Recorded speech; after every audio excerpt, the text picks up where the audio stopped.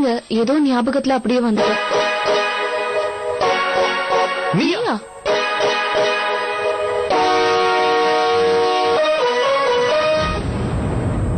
ஏன் இப்போ நீ பின்னாடியே வர? பின்னாடி நான் வரேனா? மேடம், கீழே விழுந்ததுல உங்க நட்டு கொஞ்சம் லூஸ் ஆயிடுச்சுன்னு நினைக்கிறேன். வாங்க ஹாஸ்பிடல் போய் அதை கரெக்ட் பண்ணிட்டு வந்துடலாம். இந்த மாதிரி என்கிட்ட திமிரா பேசுற வேலை வச்சுக்காத. என்னாச்சு மீனா? இவனை பாருங்கக்கா, எப்ப பார்த்தாலும் என் பின்னாடி வந்துட்டு இருக்கா. மேடம். ஹலோ மிஸ்டர், இவ என்ன உங்க கேர்ள் ஃப்ரெண்டா? அப்புறம் எதுக்கு இவ பின்னாடி நீ வர? ஹலோ ஆண்டி, பின்னாடி கண்ணை வச்சுட்டு வரவங்க எல்லாருக்கும் அப்படிதான் தெரியும். முதல்ல இவங்களை கண்ணை திறந்துட்டு ரோட்ல நடக்க சொல்லுங்க. ஏதோ இவங்க அப்பா வீட்டு ரோடு மாதிரி நடந்து வரும். ஏய் மிஸ்டர், மரியாதையா பேசு. நேத்து நான் கோயிலுக்கு போயிருந்தப்போ ஒரு பொண்ணை துரத்திட்டு வந்தா, நான் அதை தடுத்து நிறுத்தினேன், அவ்வளவுதான். அதுக்கப்புறம் நேத்து ராத்திரி அவனை வீட்டு பக்கத்துல பார்த்தா, இப்ப மறுபடியும் வந்திருக்கான். ஹலோ, என்ன விட்டா அடிக்கிட்டே போற? உன் அட்ரஸ் தேடி கண்டுபிடிச்சு உன் பின்னாடி சுத்துறதா எனக்கு வேலையா? என்ன பிரச்சனை சிஸ்டர்? வந்துட்டாரு நாட்டாம. ஏதாவது பிரச்சனை பண்றானா?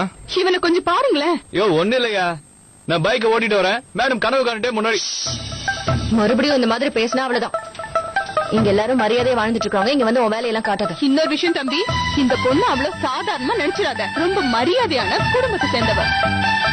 உரிமையோட இவங்க வீட்டுக்கு நான் சாப்பிட போவேன். இவங்க ஃப்ரிட்ஜ்ல இருந்து நான் லட்டு எடுத்து சாப்பிட்டா கூட ஒரு வார்த்தை கூட யாரும் எதுவும் கேட்க மாட்டாங்க. அது மட்டும் இல்ல, இவ என்னோட க்ளோஸ் ஃப்ரெண்ட் ரேணுவோட சொந்தக்காரி. இவகிட்ட இன்னொரு தடவை இந்த மாதிரி பம்பு பண்றத பார்த்தேன், நான் என்ன பண்ணுவேன்னு எனக்கே தெரியாது. சொன்னது காதுல விழுந்ததா இல்லையா? மாமினா,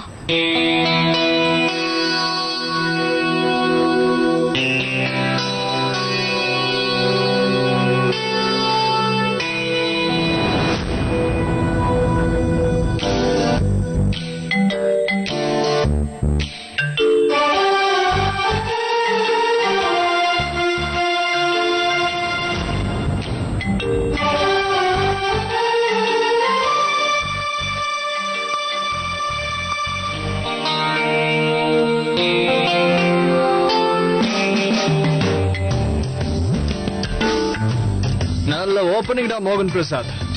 பெரிய இன்னிங்ஸ் ஆடலான்னு பார்த்தா ஃபர்ஸ்ட் பாலே டக் அவுட் ஆயிடுவோம் போல இருக்கு.